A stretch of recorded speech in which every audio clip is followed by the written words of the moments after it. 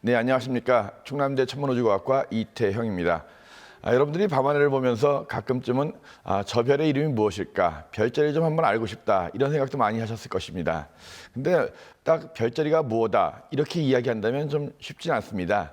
우리가 여러 책을 보면은 어떤 책에는 이런 그림이 있고 또 다른 책에는 다른 그림이 있고 어느 것이 맞는 그림일까? 이런 생각도 가끔은 해보셨을 겁니다. 근데 별자리의 그림에 대한 정확한 정답은 없습니다. 그럼 별자리가 무엇인가? 먼저 그거부터 알아보겠습니다.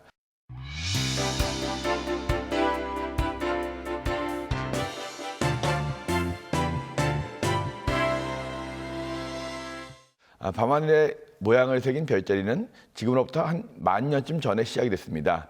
우리가 학교 다닐 때 목동들이 별자리를 만들었다 이런 얘기를 좀 들어보셨을 겁니다. 아라비아 반도에서 유목 생활을 하던 목동들이 그 당시 유목 생활을 하던 사람들이 정착을 하게 되면서 밤에 가축을 이제 지키게 됐겠죠. 젊은 사람들이 밤에 가축을 지키면서 많은 생각들을 했을 겁니다. 아랫마을 사는 순이 생각도 했을 거고, 그 다음에 밤에 무서운 동물 생각도 했을 거고, 이런저런 생각을 하면서 별을 보다 보니까 그 별들 속에 모양이 하나둘 그려지기 시작한 거예요. 그 모양을 그 다음에 다른 사람들한테 이야기를 하고 그 이야기가 전해지고 전해져서 결국 별자리가 만들어진 겁니다. 그래서 우리가 알고 있는 대부분의 별자리들은 지금으로부터 한 10,000년쯤 전 아라비아의 목동들이 밤을 새면서 입에서 입으로 전해진 거라고 알려져 있습니다. 그 후에 이 별자리들은 지중해를 넘어 그리스로 넘어갔고 거기서 그리스 신화의 주인공들로 그 주인공이 바뀌게 됩니다. 그래서 이것을 고대 별자리라고 하는데 고대 그리스의 프톨레마이오스라는 천문학자가 밤하늘에 있는 별자리를 정리해가지고 모두 48개, 48개의 별자리를 모았습니다. 이것이 이제 알마게스라는 책에 정리가 됐는데요. 이것이 우리가 알고 있는 고대 별자리들입니다. 그 후에 이제 세월이 흘러가지고 사람들이 바다로 여행을 하게 됐죠. 그러면서 이제 뱃사람들이 남반구의 새로운 별들을 보게 됩니다. 그 속에서 뱃사람들이 또 다른 별자리를 만들게 됩니다. 그래서 북반구에 있는 별자리에 비해서 남반구의 별자리는 중세 이후에 만들어진 거기 때문에 첨단 장비의 이름도 있고 망원경자리, 시계자리, 그 다음에 극락조라든가 까말라온, 그러니까 우리가 좀 상당히 신비한 동물들의 이름도 많이 들어가 있습니다. 중세 이후에는 상당히 많은 별자리를 만드는 그런 일들이 유행처럼 번졌어요. 그러다 보니까 밤하늘의 별자리가 굉장히 많아지고 서로가 혼동이 왔습니다. 그래서 국제천문연맹에서는 1920년대부터 이 별자리를 정리하기 시작했고 1930년 남반구에 48개, 북반구에 28개, 그리고 적도에 12개 해서 총 88개의 별자리를 정리해가지고 밤하늘을 가득 채웠습니다. 그 다음에는 새로운 별자리를 만들 수 있는 하늘 공간이 없어지게 된 거죠. 이렇게 해서 고대부터 목동들로부터 시작이 돼가지고 이 뱃사람들이 마무리해서 총 88개의 별자리가 밤하늘의 별자리의 전부입니다.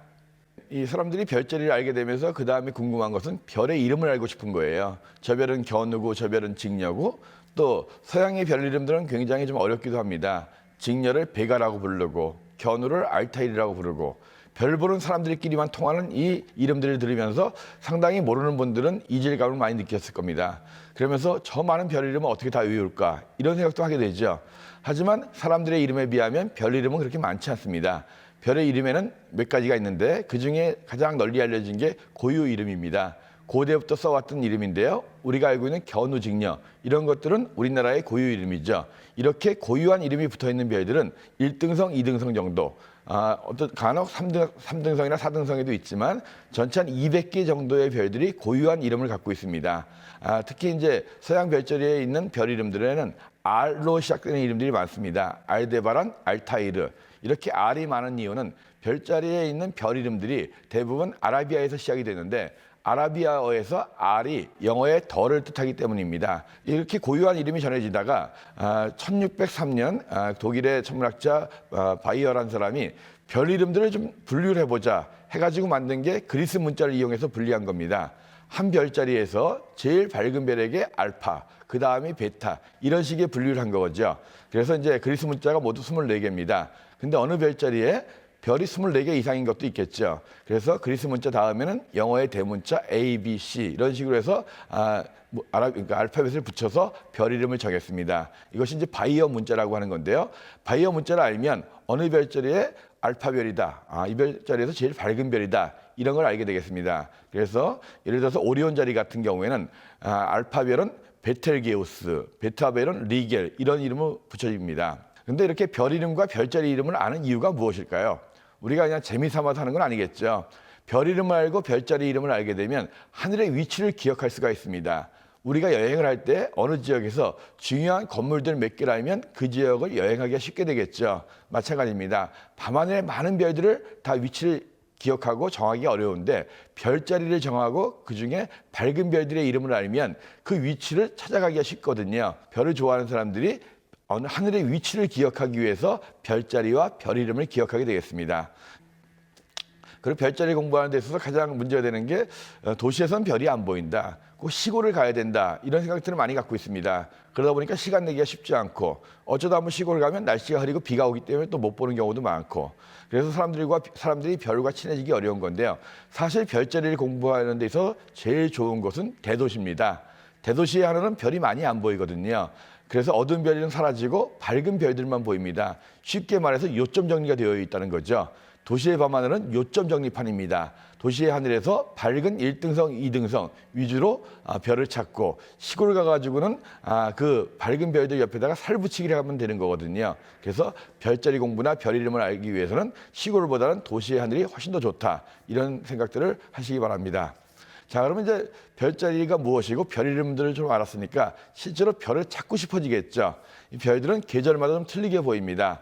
물론 북쪽 하늘에 보이는 항상 보이는 별들을 주국성이라고 해가지고 북극성이라든가 북두칠성, 카시오페아는 거의 매일 볼 수가 있지만 나머지 별들은 계절별로 바뀝니다. 계절별로 별들이 바뀌는 이유는 지구와 태양을 1년에 한 바퀴씩 돌기 때문이죠. 그래서 우리가 태양 반대쪽에 있는 그런 별들을 보게 됩니다.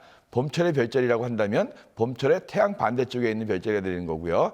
여름철의 별자리는 또 여름의 태양 반대편에 있는 그런 별자리가 되겠습니다. 이렇게 해서 지구가 태양을 돌면서 계절마다 북쪽 하늘의 별들을 제외한 나머지 별들은 변하게 됩니다. 자, 간단하게 좀 소개를 드리면 봄철에는 북두칠성이 높이 떠오릅니다. 북두칠성은 옛날 사람들은 하늘에 샘물을 뜨는 국자라고 생각을 했어요. 북두칠성이 높이 올라오면서 국자에 담겨져 있는 샘물이 손잡이를 타고 흐릅니다. 그래서 옛날 사람들은 봄비가 부슬부슬 온다고 내렸던 거예요. 얼어붙었던 대지에 봄비가 내립니다. 초원이 되겠죠. 풀이 무성하고 그렇게 되면 제일 좋아하는 사람들이 목동이라고 생각을 해보세요. 겨우내 같이 키우느라고 어려웠잖아요. 그래서 저 푸른 초원 위에 소와 양이 놀고 있습니다. 봄비를 제일 좋아하는 사람이 목동이다. 이렇게 생각하시면 북두칠성의 손잡이를 타고 내려와서 첫 번째 만나는 제일 밝은 별이 바로 목동자리입니다. 자, 풀이 더 많이 돋아나고 꽃도 피어나고 나물도 생깁니다. 누가 좋아할까요? 봄처녀 제오시네. 봄처녀가 좋아한다 생각을 해보시는 거예요. 그러면 바로 북두칠성을 따라 내려오다가 첫 번째 만나는 목동, 그 다음에 만나는 제일 밝은 별이 처녀입니다. 그래서 이것을 봄철의 대곡선이라고 하거든요. 근데 봄을 느끼는 것은 사람보단 동물이 먼저겠죠. 겨울잠을 깨고 나온 동물들이 막 뛰어노는 거예요. 사람보다 먼저 앞에서 동물 잡아먹는 백수의 왕이 뛰어다닙니다. 이렇게 해서 사자, 목동, 처녀, 삼각형 모양이 되는 거거든요. 이 삼각형을 봄철의 대삼각형이라고 합니다. 이렇게 하늘에 있는 별자리들을 나름대로의 이야기를 가지고 엮어보면 계절별로 별자리를 익히기가 쉬워져요. 그리고 이런 밝은 별들을 길잡이 별이라고 합니다. 길잡이 별을 길잡이 삼아서 계절별로 나름대로 자기만의 이야기를 만들어 보세요. 그러면 하늘이 좀 더 친숙해지고 별자리를 찾기가 쉬워질 겁니다. 근데 많은 분들이 별자리 이야기할 때 제일 궁금한 게 자기 별자리죠. 탄생 별자리, 내 별자리는 무엇일까? 근데 자기 별자리 알고 계신 분들 중에서도 왜 이 별자리가 내 별자리일까? 이렇게 궁금해하는 분들은 별로 안 계신 것 같아요. 당연히 이건 내 별자리다. 내 생일이 그 자리니까 이렇게 생각을 하시는 것 같은데요. 이 탄생 별자리라고 하는 건 뭐냐 하면 지구가 태양을 돌면서 태양이 있는 위치에 있는 별자리입니다. 내가 태어난 날 태양이 그 별자리 근처에 있었다는 거죠.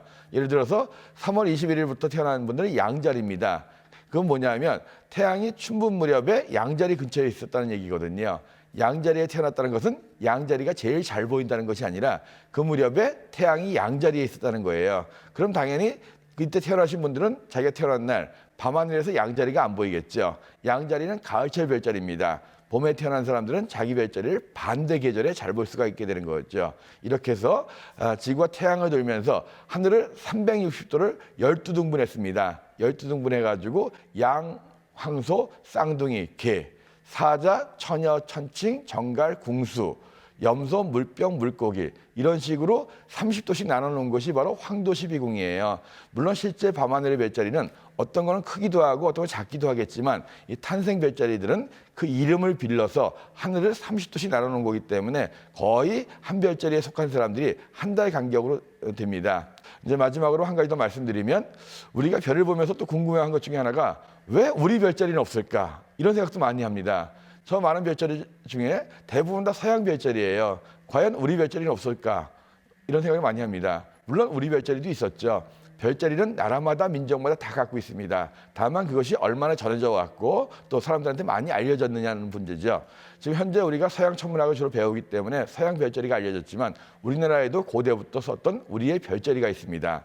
근데 우리나라 별자리는 두 가지가 있어요. 하나는 일반인들, 농사짓는 농민들이 하늘을 보면서 만들어 놓은 민담 속에 별자리가 있고요.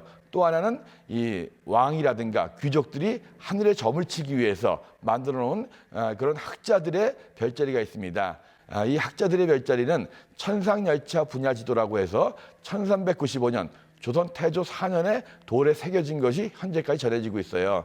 근데 실제로 연구를 하시는 분들은 이것이 우리나라의 별자리의 전부다라고 알고 계시지만 이거는 중국서부터 내려온 동양의 고대 별자리들입니다. 이 천상열차 분야지도에는 1460개 정도의 별이 있고 한자로 이름들이 나와 있습니다. 그래서 여기에는 동방, 청룡, 서방, 백호, 남방, 주작, 북방, 현무. 청룡, 백호, 주작, 현무가 서양의 황도 12궁처럼 태양이 지나는 길에 있습니다. 그래서 청룡, 백호, 주작, 현무가 사람들을 보호하고 있는 거죠. 그 중심에 옥황상제가 있는 그런 궁궐, 이걸 자미원이라고 합니다. 그 옆에 관청인 태미원이 있고 그 옆에 백성들이 사는 이 천시원이 있고 그래서 천상열차 분야지도 속에는 이런 3원, 그다음에 청룡백호 주작 현무를 갖다가 사방을 7개씩 나눠서 47에 28, 28수라는 게 있죠.